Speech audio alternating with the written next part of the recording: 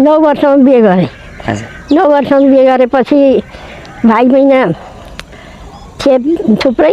त्यो घरको भाइ बहिनी हेर्न गर्न चाहिँ गऱ्यो। माइली बहिनी चाहिँ बासँग बस्तु गोठमा गर्ने पढ्थे, सबै पढ्थे। माइली बहिनी पढ्थे। म चाहिँ अब उसको बिहे 14 वर्ष गरेँ, मेरो 9 वर्ष गरेँ। दोस्रो बिहे बुढालाई दिएँ, छिट्टै पठाएँ। 12 वर्षदेखि घरमा बस्यो। अनि केटाकेटी अहिले पनि आमा यसो अक्षर त चिन्नुहुन्छ, त्यो चाहिँ कसरी पढ्नुभयो त अनि?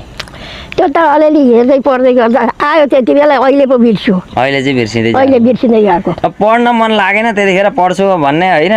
विद्यालय जान मन लाग्यो? विद्यालय कहाँ विद्यालय थिएन? विद्यालय थिएन नि त। हो विद्यालय थिएन। घरैमा पढेँ र बहिनीले पढी।